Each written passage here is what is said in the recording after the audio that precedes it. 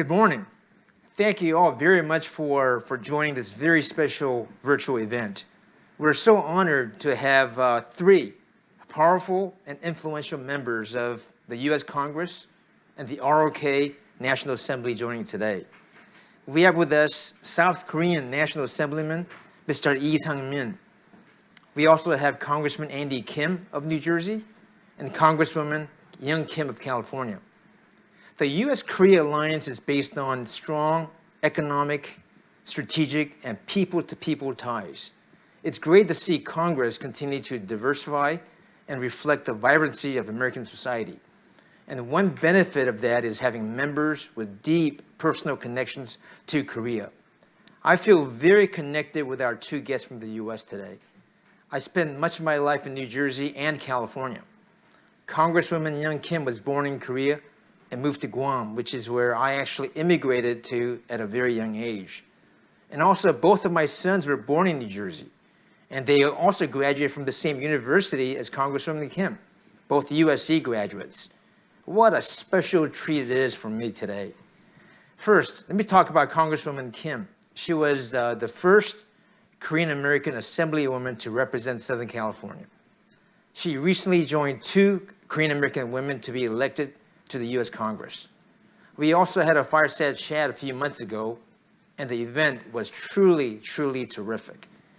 Congressman Andy Kim has worked at the U.S. State Department, served in Afghanistan as an advisor, before working as a national security advisor under President Obama. He also served as the United States National Security Council official. We met Congressman Kim during our door knock in Washington, D.C., prior to the pandemic, and I hope to have more ties with him.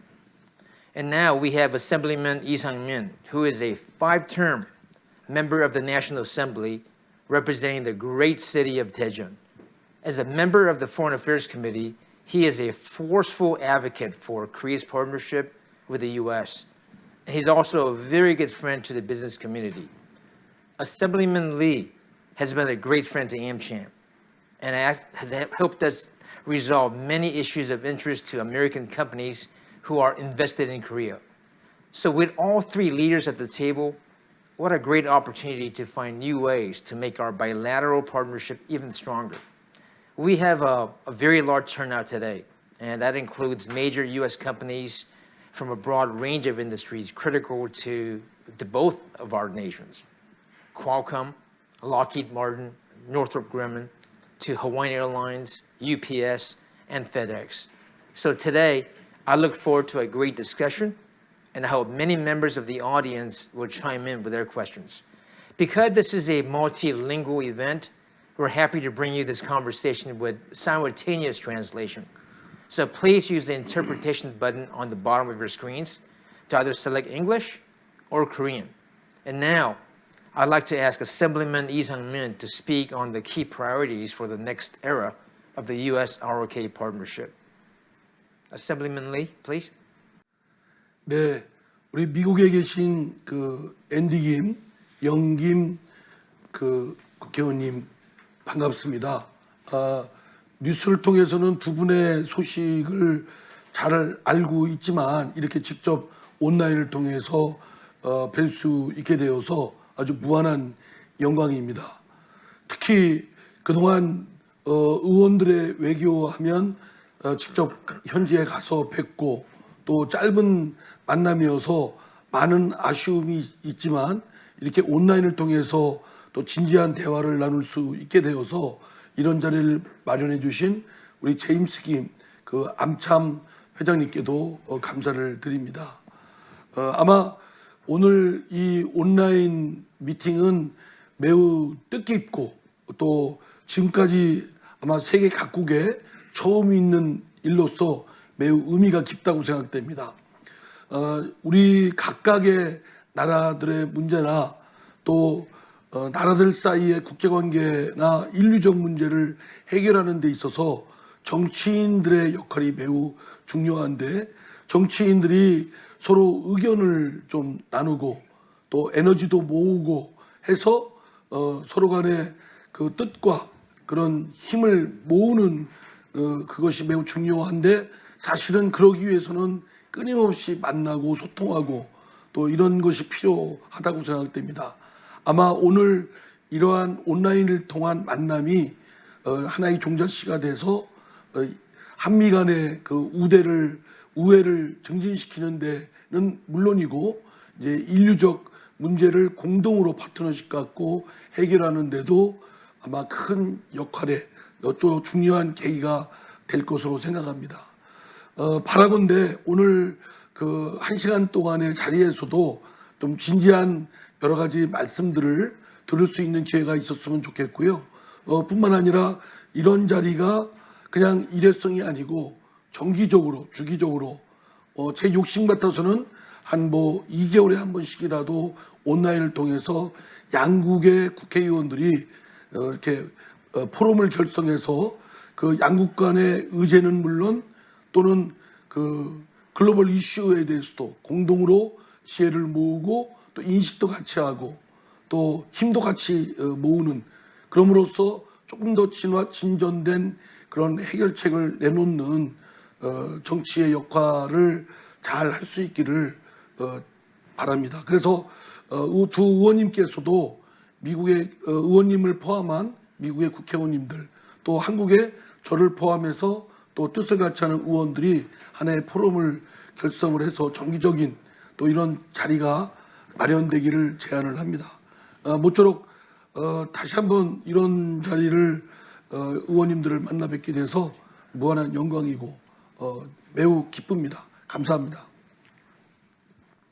Thank you very much, Assemblyman Lee. Very, very good opening for us. But I want to let both of you guys know that I'm so excited to host both of you today. For me, it's very, very special. As I mentioned before, New Jersey, California, two amazing states, two states that I really enjoyed spending a lot of my time at. So for this fireside chat, let's start with your backgrounds a little bit. And I'm going to start with Representative Young Kim, because I think although the audience may know you, it's always good for us to hear about your story, especially because you immigrated to the U.S. at a young age before entering politics. I know you were a very successful businesswoman in the private sector. I know your background pretty well, and we're all amazed by it. So I'd like you to talk to the audience about how your private sector experience has helped shape your views on public policy and your work as a member of Congress.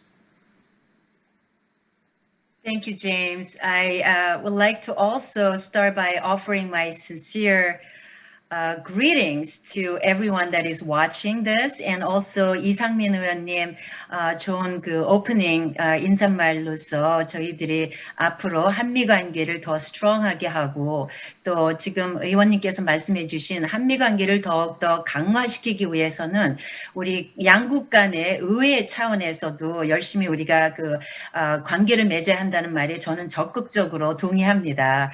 그래서 지금 좋은 말씀해 주셔서 감사하고요.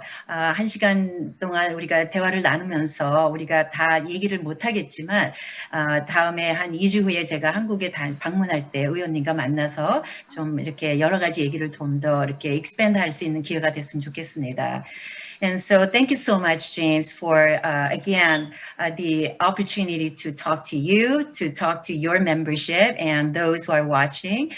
Thank you for the kind question. You're right. I was a young girl when my family decided to immigrate to the United States. And so as an immigrant and a business owner who has been lucky enough to live the American dream, I have been taught from a very, very young age about the importance of giving back to my community and to this country that has given me so much opportunity. So after running a small business of my own, I can tell you, just like all of you, I understand firsthand the challenges that our small business owners face, and my experience informs my policy perspective. So because of my experience in business, I know how important it is to support our businesses by creating an environment where jobs can be created and businesses can grow and get our economy back on track. So that's a little bit about my background. And as you mentioned, to be one of the first Korean American women to serve in United States Congress, this is truly the American dream that we're living. And I hope that we can talk about more of that during this session.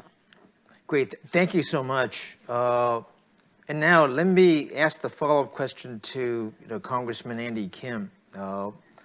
You're the son of Korean immigrants. Before joining Congress, you also worked at the Pentagon, major jobs at the State Department, the White House National Security Council, and also in Afghanistan as a military advisor. How have your life and career informed your views of America's role in the world and relationship with key allies such as Korea?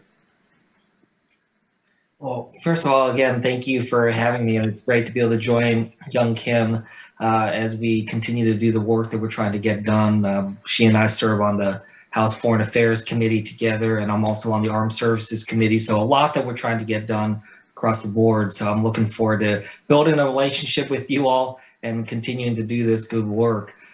For me, I'm somebody that has been blessed to have been able to have a career in diplomacy. I'll tell you, it's a really humbling and extraordinary opportunity to be able to represent the United States abroad and try to be a voice and a face for the United States. As a son of immigrants, married to an immigrant, for me to be able to go and show that this is what America looks like, that America is so diverse and America has so many different opportunities for different people. It was extraordinary.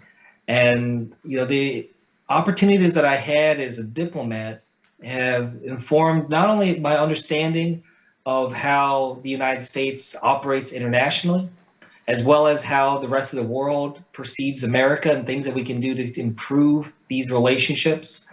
But it's also been something that's given me a different outlook on the job that I do now. So before, I was a career government official. I worked under the President Bush as well as President Obama. So I worked under both Republicans and Democrats. And that gave me a real sense of just what it means to serve the country. And so even though, young Kim and I now serve in a more political entity in the United States Congress, I'm still somebody that very much sees my job fundamentally as one that's serving the country. I try not to get caught up in the partisanship that is, look, I'll be honest, that we're really struggling with here in the United States. And, trying to think about what comes first, especially when it comes to foreign policy. I always say that the last place that partisan politics belongs is in national security and foreign policy, that both parties should be able to come together and understand what it is that we could do looking outwards for the rest of the world. So that has really shaped me and the perspectives that I bring to the work that I do. But it also just gives me a lot of humility with the work that I do abroad. Being hosted by so many different nations and being a diplomat abroad has given me just a profound respect for other nations and for our relationships with one another, as my respect and profound admiration for South Korea is something not only just professional, but obviously also personal too. So thanks again for having me on this. Yeah, thank you very much. For me, regardless of the political affiliation, I'm so proud of both of you as Korean Americans for this immense responsibility you have to serve the country. I also want to let you know, Congressman Andy Kim, that young Kim was on the cover of our journal a few quarters ago. She spoke to our group, and she's like a sensation for us here in Korea. So maybe one day, Congressman Andy Kim will have you on as well. Okay? So I want to talk about the Biden-Moon summit. Obviously, it was historic. We saw the first summit between President Biden and President Moon. And before the summit, and this is a question for young Kim, you publicly called for the U.S. to give vaccine assistance for South Korea. And unlike the U.S., here in South Korea, even I'm not vaccinated yet as of now. So how can the response to COVID-19 help bring our two countries together. And I know you made that great gesture to have more vaccine support from the U.S. to Korea. Yeah. You know, first of all, it was really wonderful to be part of the welcoming delegation in the House of Representatives in the Halls of Congress when President Moon from South Korea came, and Andy and I and Michelle Steele and Marilyn Strickland were honored to be invited to welcome the Korean delegation and led by our president. And prior to the President Moon's visit to Washington, we had some members of the National Assembly come and join us and meet with us. They really laid the groundwork to encourage the members of Congress and those in Washington leadership to really advocate on behalf of making the vaccines available for Korea. As you know, for much of last year, South Korea navigated COVID-19 pandemic really well by limiting disease outbreaks and donating medical supplies to other nations in need. However, South Korea's recent COVID-19 outbreak has exposed the real need for vaccines in the country, as its vaccination rate is still in the single digits. So I've been calling out for, especially when your friend are in need of help, you know, you need to be there to help them out. And so I've been calling out to ensure that South Korea is considered, you know, when you were asking for support. And I was encouraged, really, to see the establishment of the Chorus Global Vaccine Partnership by the President Moon and Moon and Biden. And that would really leverage Korea's biopharmaceutical production capability and our nation's vaccine development, technology, and material supply to establish South Korea as anchor in the regional and international fight against COVID-19. And that's one of the things that the Korean delegation really wanted us to understand, that South Korea is ready to be the hub of vaccine development. You know, I believe the Chorus Global Vaccine Partnership was also a win for the United States for getting our vaccines to nations in need around the world and countering the aggressive vaccine diplomacy of Russia and China. And I was also very pleased to see an assurance from the Biden administration that it would be sending 1 million vaccine doses to inoculate Korean troops who are often in contact with American military forces. That being said, I believe more needs to be done in getting vaccines to our allies like South Korea so that they in turn can help other countries in need of COVID-19 support. Yeah. Well, I can tell we're all waiting for vaccines to be deployed here in South Korea. And I think that as we have seen in the U.S., vaccines are working, and we are very optimistic about Korea's recovery as well. And also from the Biden-Moon summit, the $40 billion US that the Korean conglomerates have pledged in investments to the U.S. is a powerful, alliance that we're talking about. So, Representative Andy Kim, from your perspective as a congressman and a national security expert, how do you grade the summit?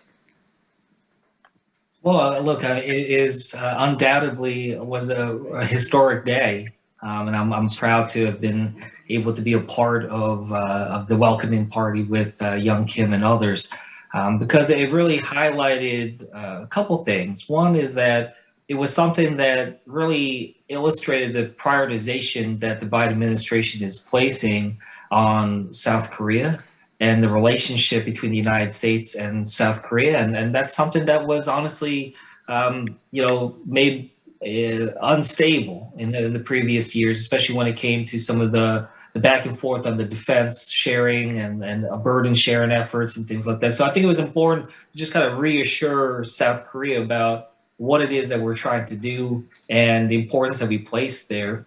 The other thing that I thought was really important is that my experiences within it and what I had heard, that it's just so important that we are looking at the U.S.-South Korea alliance for what it is, and not always, oftentimes in foreign policy discussions or in Congress, when South Korea comes up, it's often in the context of China or often in the context of North Korea. And it almost sounds like, we're only thinking about what it is that we can do with South Korea based off its usefulness for some other problem. And that's just the wrong way to think about it. Yeah. You know, that we just need to make sure that we are giving respect to the bilateral relationship for what it is, and understanding how we can maximize that, and not just thinking about South Korea as some sort of tool to solve some other problem. And so this was, for me, one of the most critical aspects of the summit and how we talk through it. And of course, we're going to have to talk about North Korea. Of course, we're going to have to talk about China. But it was just really important that we show the bilateral relationship the respect it deserves first. So in that way, I think that the summit was a big success. Now, let me ask Assemblyman Lee Sang-min what he thought about the Biden-Moon summit from your perspective. 한국에서도 이번 한미 정상회담에 상당히 좀 걱정을 하고 바라봤지만 그 성과를 보니까 매우 흡족하고 양국의 발전은 물론 전 인류적 이슈에 대해서 공동 대응할 수 있는 파트너십을 구축하는 매우 중요한 기회가 됐다고 해서 뿌듯합니다. 양국의 대통령을 비롯한 그 외교 관계 또 여러 정치인들께도 감사를 드리고요. 그동안 앤디 김 의원님은 한국 정쟁 종전 촉구 결의안이라든가 또 3.1절 100주년 기념 결의안 이런 것들을 같이 발의를 해주셨고 이번에도 이제 한반도 평화 법안을 공동 발의를 해주신 점에 대해서 깊이 감사를 드립니다. 영김 의원님도 북미 이산가족 그 상봉 법안을 발의해 주시고 또 전문직 비자 쿼터 추진 법안도 또 공동 발의해 주신 점 깊이 감사를 드립니다. 그 어제 김정은 북한 그 위원장이 그 한미 정상회담에 대한 첫 반응의 메시지가 나왔는데요. 북한은 그 앞으로 대결과 대화의 그 준비를 철저히 해야 되겠다라고 했습니다. 물론 대화뿐만 아니라 대결하는 쪽도 언급을 해서 100% 그에 대한 화답을 했다라고 생각되지는 않지만 대화라는 거에 대한 것도 준비를 하자고 한 거는 매우 중요한 의미가 있다고 생각됩니다. 북한의 입장을 생각할 때 그 미국과 한국은 북한이 대화에 참여할 수 있도록 분위기를 좀 더 이렇게 달구는 그런 견인책이 좀 필요하지 않을까 이런 점에서 그 미국에서 또는 의회에서도 그 북한의 대화를 유인하는 분위기와 여러 가지 방도를 좀 마련해 주십사라고 요청을 드리고요. 특히 그 앤디 의원님이 공동 발의하신 한반도 평화 법안이 미국 하원에서 빨리 통과될 수 있기를 소망을 합니다. 두 의원님의 그런 북한에 대한 이런 입장 또 북한을 대화에 뛰어들게 하려는 어떤 구체적인 그런 방안이 갖고 계신지 여쭙고 싶습니다. So let me, since Assemblyman Lee Sang-min talked about North Korea, let me ask a couple of questions to both of you, starting with Representative Young Kim. I think you introduced the Divided Families Reunification Act, in which you would direct the administration to seek reunite the aging Korean Americans with family members in North Korea. Could you tell us about why you championed this issue and what you hope to accomplish? Thank you. Before I answer that, I want to thank 이상민 의원님 지금 말씀해주신 부분에 대해서 감사드리고요. 우리가 그 한미 관계를 스트롱하게 한다든지 아니면은 그 한반도의 평화를 위해서라든지 이런 모든 면에서 북한이 우리 이제 이 대화에 좀 더 나와서 이제는 그 육자회담이 이제 없어졌지만 다른 방법으로도 우리가 diplomatic 그 relationship을 통해서 북한과의 계속된 그 대화를 이어나가는 건 중요하다고 봅니다. 우리가 암만 그 적군들과 대화를 하더라도 대화가 있어야지 어쨌든 뭔가 그 다음 대책 방안이 나오는 거 아니겠습니까? 그런 차원에서 지금 말씀해 주신 대로 저희 의회에서도 미국에서 최선을 다해서 우리가 그 한반도에 평화가 있을 때, 평화가 올 때까지 저희들이 계속해서 그런 차원에서 저희 그 한인들이 지금 4명이나 일하고 있는 과정에서 저희들의 목소리를 더 합해서 그런 좋은 그 결과를 내려올 수 있을 거라고 봅니다. 그런 차원에서 지금 그 제임스 킴 그 회장님께서 질문해 주신, I want to thank you. I'm going to just go straight into responding to your question because it was kind of related to it. One of the ways that we can really help bring Korea to the discussion is by asking them to take one small step at a time. And that is in the ways of, getting North Korea to agree to, allow us to have Korean Americans in the U.S. to participate in the next round of Korean reunification process. And to that end, I think it really requires us working on it. That's why this is an issue of something of great importance that I worked on for a long time since my days as a congressional staff. And I continue to work closely with the members of the Divided Families USA. So I want to thank you for bringing this issue up. According to the group, the Divided Families USA, there are approximately 100,000 Korean Americans with divided families in North Korea. And so looking at the aging, 그 나이 많으신 분들이 지금 북한에 가족 두고 만나지도 못하고 가슴 아파하고 이러는 걸 보면서 의회에서 지금 그 한국계 의원으로서 제일 먼저 한 것이 I recently helped introduce those 2 bills related to that. And I also urged Secretary of State Anthony Blinken, when he came before our Foreign Affairs Committee, I asked him to make every effort to include Korean Americans in future family reunifications because they have been consistently left out of that past reunification reunions. So again, 나이 많으신 분들이 있기 때문에 time is running out. Time is running out for many of these aging family members. So it is crucial that we act quickly. And I'm encouraged that both of these bills that you know about have passed unanimously through the House Foreign Affairs Committee. And Secretary Blinken also publicly called for Korean American inclusion in the future reunifications. However, until Korean Americans are actually included in that reunification with long lost family members in North Korea, I'm sure Andy and I and Michelle and Marilyn, and we will also do our part to ensure that we continue to push this issue with the State Department every way we can. That Assemblyman Lee Sang-min can support this cause as well. We're very close to him, and I remain very confident he'll do his part to help us. So, Congressman Andy Kim, for all of us, it was fantastic to see AMCHAM's great friend, Sung Kim, appointed as a special envoy for North Korea. I think he's coming to Korea, this weekend, next week. I hope to visit with him next week, so I'm very excited about it. So from your perspective, what should we expect to see on North Korea policy from the Biden administration and from Congress? There's a lot that you're going to see moving forward soon, I'm hoping. And I'm very excited to have this kind of step and this kind of professional be able to just kind of get the reins of this. A lot of what we talked about is, what it is that we can do for the possibility of dialogue and discourse. And, I support what Young Kim was just talking about in terms of, making sure that we can try to take some initial steps. See if there are certain places where we can identify some confidence building measures to be able to work off of. That's something that I certainly saw as an incredibly important tactic when I was a diplomat and trying to figure out how it is that we can build bridges where that struggle to find that kind of commonality to build off of. So those are some of the things that we are taking account of.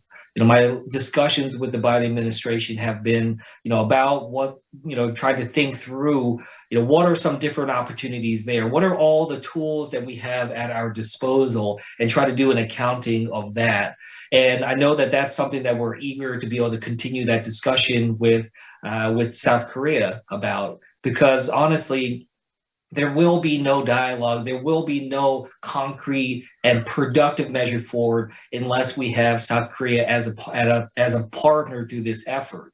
The previous summits that happened, they only happened because South Korea was able to lay the groundwork and have that possibility for engagement. I very much think that that's a precursor to anything else that we have going on. But look, what we have to recognize is that we cannot simply dial back the clock a couple years. We cannot just go back to where things were before. COVID-19 and so many other things have changed the global landscape. So we have to see this for what it is now. And I know that we want to make sure that we have all the best insights from across the board in Korea for people's perspectives to help us think about what is it that we think we can actually truly accomplish right now, and also try to take an account of all the different tools that might be at our disposal, and making sure that we can think through that carefully with everyone in the South Korean government across the political spectrum. So right now, I think a lot of it is going to be based in that kind of direction, as we are being very strategic about how it is that we can move forward with potential eventual talks. But again, you can't force peace if unless you can find a way to actually have an interlocutor and a dialogue that is going to be productive. And that's what we really need to see if that is a possibility. Great. Mr. Lee Sang-min, do you have a couple of comments on this? 두 분의 그 말씀에 적극 저도 동의하고 공감을 합니다. 특히 이제 우리 앤디 김 의원님이 그 양국 북미 간에 무엇보다 신뢰가 구축되기 위해서는 긴밀하게 교류 협력이 보다 활발히 이루어져야 된다라는 점은 전적으로 생각을 같이 합니다. 지금 사실은 신뢰가 구축돼야 되는데 지금까지 잘 북미 간에 그 진전이 안 된 건 그런 교류 협력이 잘 되다가 또 끊어지고 이런 거였는데, 이런 것들이 좀 잘 축적될 수 있도록 좀 더 노력이 필요한데요. 저는 미국 외에 있는 의원님들께서 조금 더 배려하고 노력을 해주셔야 될 것이, 북한의 입장이 매우 공공한 입장이다라는 차원에서 조금 더 입장을 바꿔서 보면 굉장히 좀 피해의식도 많고 또 경계의식도 많기 때문에 오히려 압도적 우위에 있는 미국 측이 조금 더 북한을 배려하고 또 대화를 이끌어내는 것이 필요하지 않을까 하는 게 제 생각입니다. 그런 차원에서 미국의 우리 두 의원님을 비롯해서 의원님들께서도 북한을 좀 적극 많이 좀 방문하셔서 북한 사람들과 많은 교류 협력을 하고 또 실상도 파악하고, 그러면서 가까운 시일 내에 북미 간에 미국과 북한 간의 대표부나 또는 대사관 같은 그런 외교 사절의 교환이 있었으면 하는 바람을 갖고 있습니다. 이에 의견은 좀 어떠신지요? Thank you very much, Mr. Lee. We have a bunch of other topics to cover as well, so let me talk about this concept of very strong cultural ties between U.S. and Korea. And you guys are both trailblazers in that, you're the first few Korean Americans to ever have served in Congress. And I think what I'm seeing more these days than ever before is the Korean influence in the global dynamics. We're seeing kimchi on the grocery store in the US, BTS in McDonald's. The head of McDonald's Korea talked to us about it, right? BTS in McDonald's in Indonesia have created a stoppage of McDonald's stores in these countries because of demand. So, Congressman Young Kim, can you walk us through your views on the cultural ties between U.S. and Korea and what we can do together to even enhance the powerful ties? Gosh, when you talk about seeing kimchi in Indonesia and all that stuff, like BTS on the world stage, we have to thank them for really putting South Korea on the world map, right? And I'm also very, very proud to be one of the first Korean American women to serve in Congress. And I feel a duty to work hard for my district and speak out on behalf of Korean American and AAPI community overall in the United States. And we represent many of them. I absolutely believe that cultural ties can help bring the United States and Korea even closer together. And in fact, around the globe. We share and exchange ideas, cultural traditions, heritage, and arts. All these can foster deeper mutual understanding between our two countries and around the globe. And it can lead to an enhanced working relationship. And I also think the little things that can be helpful, like some influences that you mentioned, for example, I joined my fellow friend, Congresswoman Michelle Steele, and when we were first, when we first came to Washington, we made an effort to invite and take some of our colleagues to go to a Korean barbecue restaurant. We are trying to introduce our Korean culture through 음식 문화, right? And karaoke, 노래방 문화. Many of them joined us. And they now ask me every time they see me on the House floor and in Congress, when am I going to go back? When are you going to take me back to Korean barbecue? So I'm really proud to be doing my part to obviously advocate our country's share like policy priorities, but also share some of our culture, like introducing them to kimchi and K-pop and K-dramas with my colleagues as well. I think this is one of the ways that we can really advance our shared understanding between our two countries. And let's not forget about K movies as well, right? Minari having won the Academy Awards and Parasite. So I think that Korea has really enhanced its standing in the world because of these things that all the consumers love today. Sure. But now let me ask, Congressman Andy Kim, a question that has some challenges that we're all seeing globally today. It's about Asian hate. I know that you have championed the cause for Stop, Asian Hate after a lot of the waves of attacks. I know a lot of the Koreans here see the media, and some of them have told me that they're very concerned about even going to the United States. So can you talk to us about what the two countries can do to work together to minimize and hopefully put an end to, this terrible situation? Yeah. Look, you're right to raise this. It's been excruciating to see, some of the violence and the discrimination. I was invited down to Atlanta just shortly after the shootings there that took the life of a number of Asian American women, 6 Asian American women. And I met with the families of the victims. And I remember some of the children, the adult children talking about their Korean American mother, talking about her love for kimchi jjigae and talking about the incredible meals that she cooked. It sounded like the words I would use to talk about my own mother. So it was very painful to hear. What I'll say is that we certainly have our struggles here in the United States, as we have struggles in many other countries. But what we are trying to do is always recognize that while we have these challenges, that we're trying to raise them up, and we're trying to showcase that we have the solution to these problems here in our own country, which is about embracing our diversity and recognizing the extraordinary accomplishments and contributions that Asian Americans bring, and that we stand up against hate in all forms. So we're working on that. And, that's something that we struggle with. But what I will say is that while this country has those struggles, this is also a country that gave my immigrant parents tremendous opportunity. And my family got incredible education here and such extraordinary jobs as well. So, it's something that we have to look at that big picture and figure out how it is that we can try to heal that. I'll end by just saying one thing, which is kind of in relation to the previous question that young Kim was talking about our cultures and our bonds.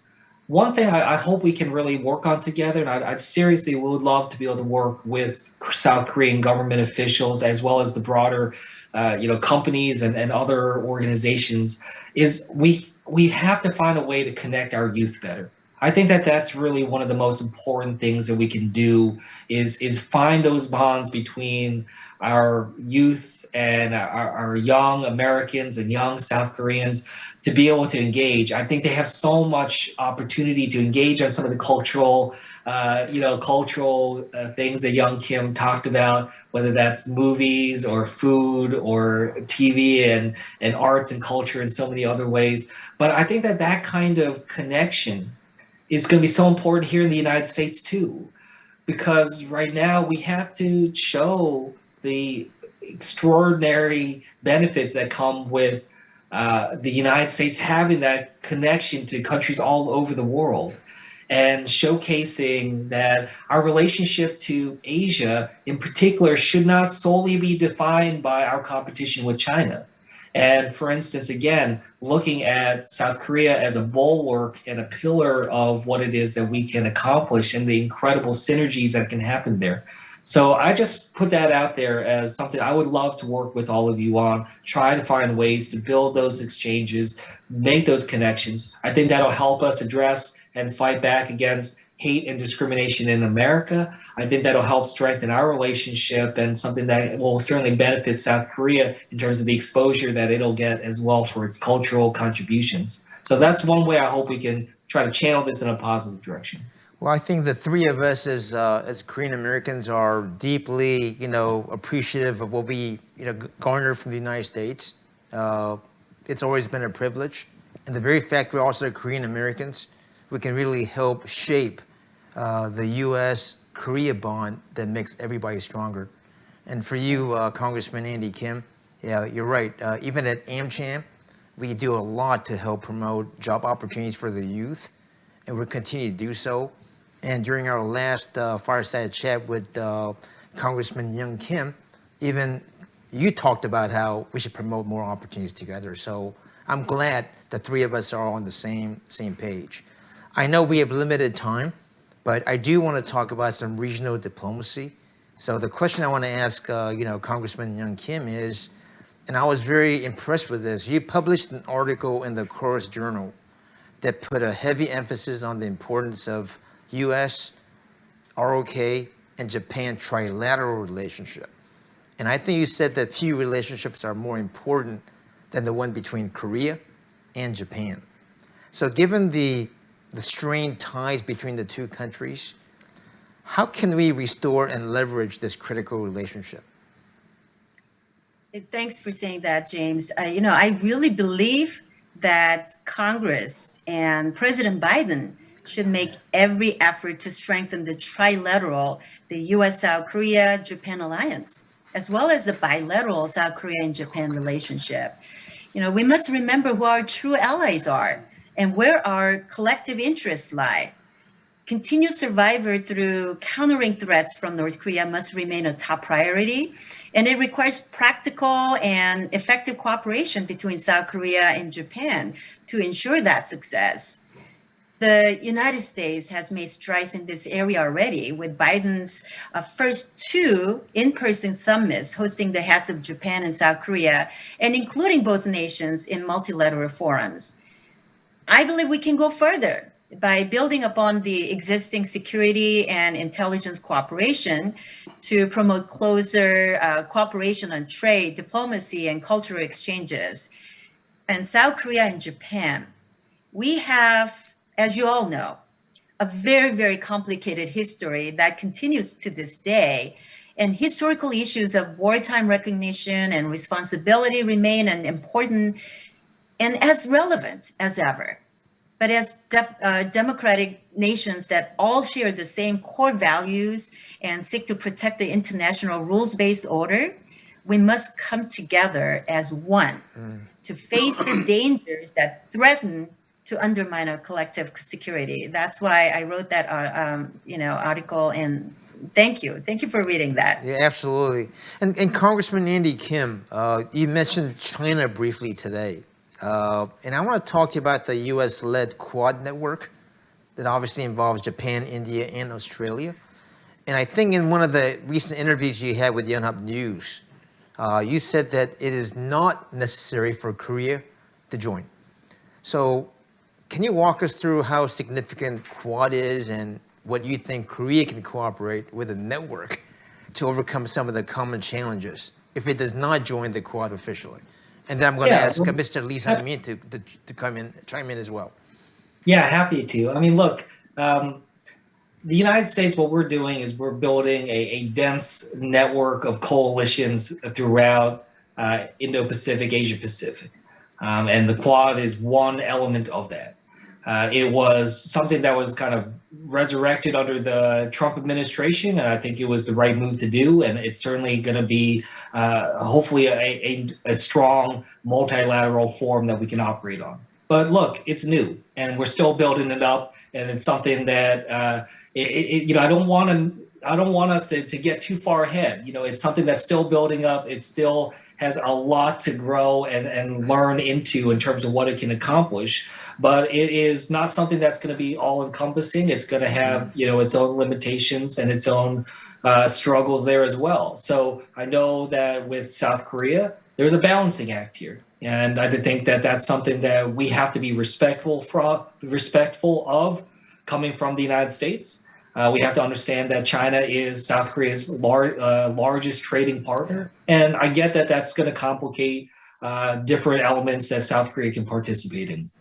If South Korea is interested and open to joining the Quad or any other multilateral structure down the road, I think that dialogue and that discussion is something that the United States would welcome in terms of thinking about what would work best. But it shouldn't be seen as, the Quad is kind of the new shiny object right now. But I don't want us to think that that's the only boat that's out there, that that's the only forum that's going to, be able to move this forward. And that's why it was so important for us to showcase the strength of the U.S.-South Korea bilateral relation in and of itself.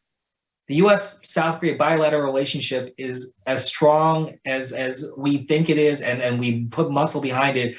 We don't necessarily need a multilateral forum to increase that and strengthen that and make sure that that is rock solid. So I think that there's more that we can do on the bilateral effort, and I think we should be focusing a lot there.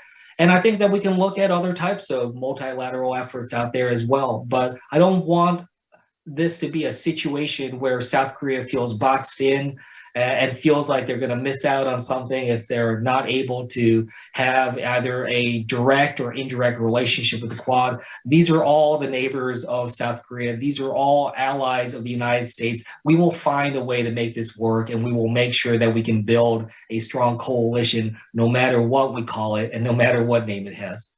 Yeah, hey, thank you for those very transparent comments, because even in the line of work that I'm in, that's my number one asked question. What should Korea do as it relates to China and Korea?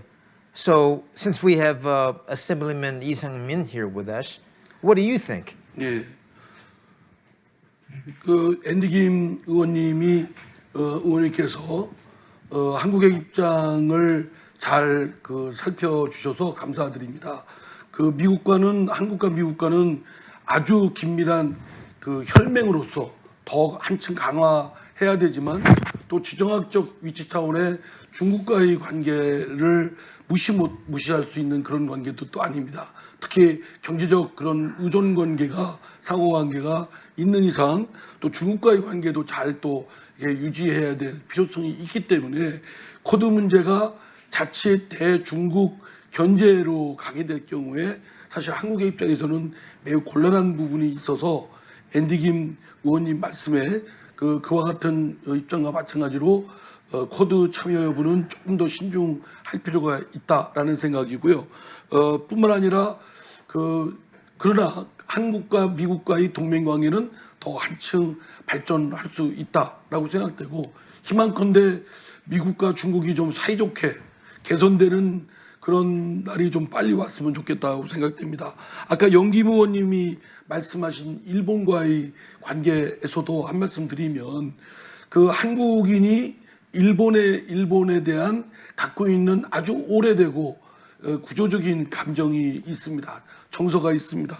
참으로 이 문제는 한순간에 캐도남마처럼 풀 수 없지만 지난번 G7 회담에서도 그 문 대통령이 스시 일본 총리를 만나고자 또 이렇게 회담 약속까지 했는데도 결국 무산된 거는 매우 아쉽습니다. 그런 점에서 대통령이나 수상 이런 집행부의 수장끼리의 만남이 잘 이루어지지 않는다면 미국의 우리 의원님들을 포함한 미국의 국회의원들께서 노력해 주셔서 한국의 또 일본의 정치인들, 미국의 정치인들이 삼국 정치인들이 한번 같이 회동해서 이런 분위기를 조성할 수 있는 그런 역할을 했으면 좋겠습니다.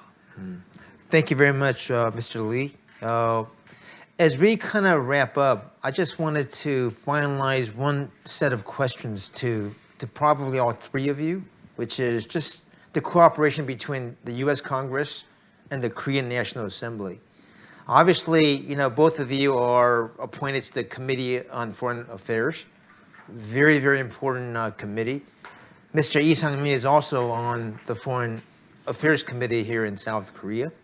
So as the U.S. begins to re-engage abroad, can you walk us through what you think your committee's mission is, and how does it work with partners with ROK National Assembly, such as Mr. Lee Sang-min? And maybe we can start with you, Andy Kim. Yeah, happy to. So I'm on three committees that I think, we have a lot that we can work on together. I'm on the Armed Services Committee. Yes. So certainly thinking about our defense and security relationship and partnership, which should be really the tops in the world. So that's something that we can certainly build upon. I'm on the Foreign Affairs Committee, which, as you said, is something that can help us think through strategically.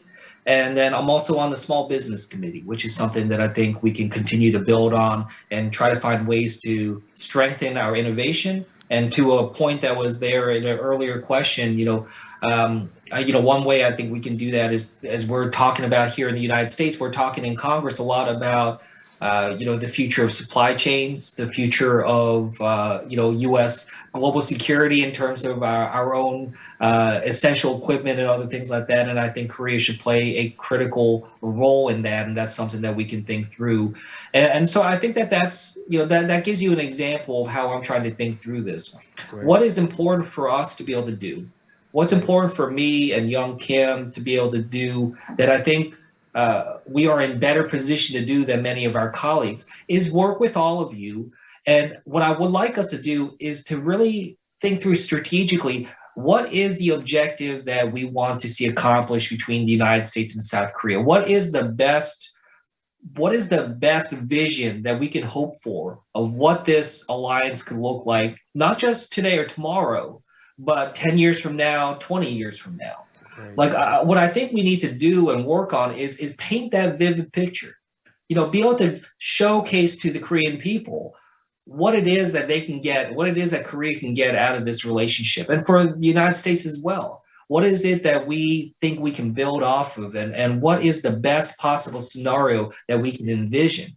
So what I hope that we can do between our legislature bodies is think through that.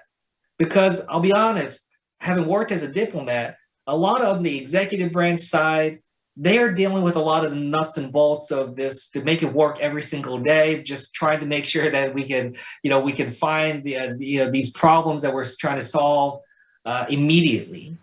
Congress, we have a ability to take a step back as well. We should have oversight over what it is that we're trying to do now, but we also have an ability to take a step back and talk to each other with a broader horizon and be able to try to lay the groundwork of what it is we're trying to reach towards, and get the inputs from businesses, get the inputs from our education institutions and others. But for us to be able to do that, I think we would do a great benefit to our strategic alliance and be able to give us something to aim towards for us to be able to do.